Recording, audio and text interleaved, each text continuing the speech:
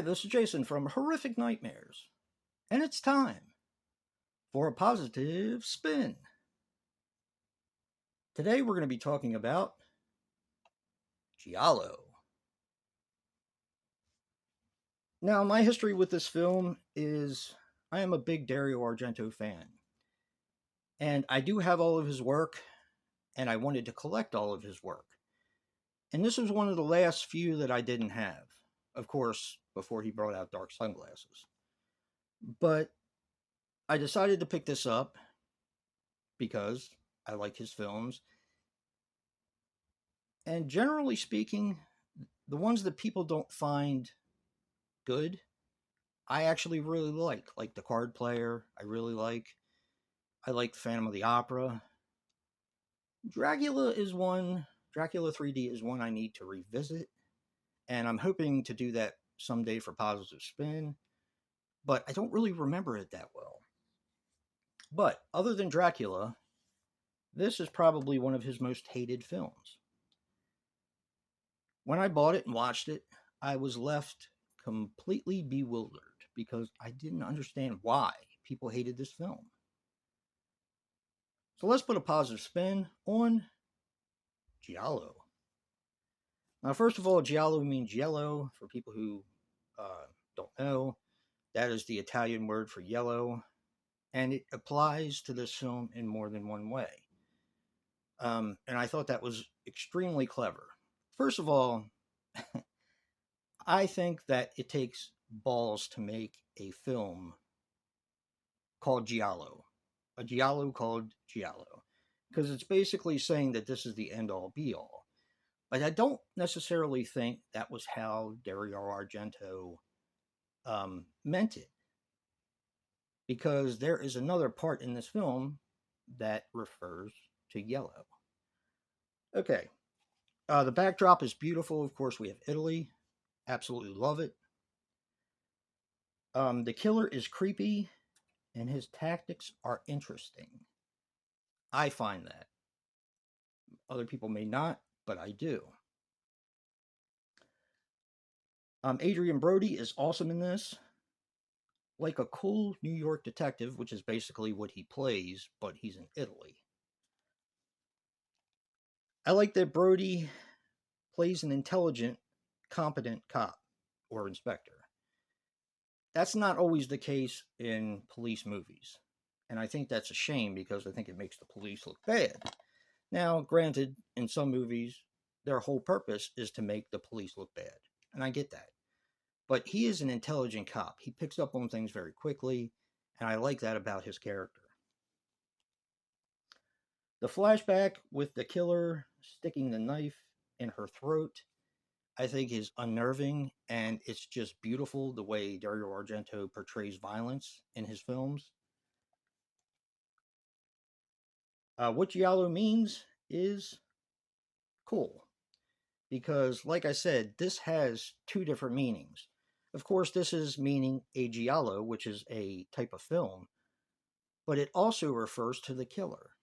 And I don't want to spoil that, but just try to keep that in mind when you watch it, that it's not just a giallo film. It actually refers to the killer as well, and I'll leave it at that. I like the villain. He's different, of course, because he's just very different looking.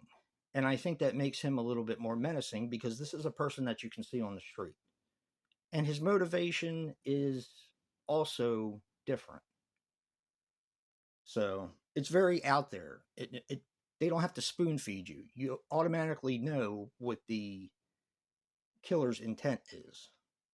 He likes to destroy beautiful things. When Enzo takes revenge for the death of his mother, it's so brutal. Absolutely brutal. And I absolutely love the ending, which I am not going to spoil, but for some people who don't like happy endings, necessarily happy endings, this might be the movie for you. I love the ending. I love how it just ends, and you're left with kind of holding your breath, waiting for something to happen that you want to happen. And it just never comes. I'm not going to say a whole lot about this. What I am going to say is I think his later films, Argento's later films, are treated very unfairly. The Giallo of the 70s, and I have said this before, was a place in time. We will never get that back. Deep red, bird with the crystal plumage. Um, all of a sudden, I'm blanking, of course. Big Dario Argento fan, I'm blanking. Opera, movies like that. It was a place in time. A lot of people say, oh, he hasn't done anything good since, what was it? Inferno. Some people say that Trauma was okay, but, his earlier movies are a lot better. I've watched all of his movies quite a few times now. There is not a lot of difference. Some difference in acting, but it's hard to tell unless you actually speak Italian, which I do not. But sometimes you can tell the intent is not necessarily there. But like I said, in the 70s and early 80s, you will never get that time back. That time is over. That was a place in time where the Giallo was getting ready to kind of merge over into the slasher film. And you will never get that time back. It was very popular at the time, and people loved the films from that era. But that's all they are, is films from that era. I think it's great that he keeps directing, and I think it's great the films he directs. Like I said, I can't speak for Dracula because I don't really remember it. But I absolutely love Phantom of the Opera. I love Sleepless. I love Trauma. I love The Card Player. They are all fantastic films. And I don't get the hate. I really don't. So, this being kind of a personal thing for me because I love Italian cinema, I love Italian horror. Um, Kind of knocking on Dario Argento's later films, I think, is a disservice to exactly what he can do. So, just my thought process here. And again, my opinion. If you don't agree, tell me you don't agree, but tell me why. And please try to keep it nice. Anyway, I love this film. If you haven't seen it, give it a try. If you have seen it, give it another try. Or don't.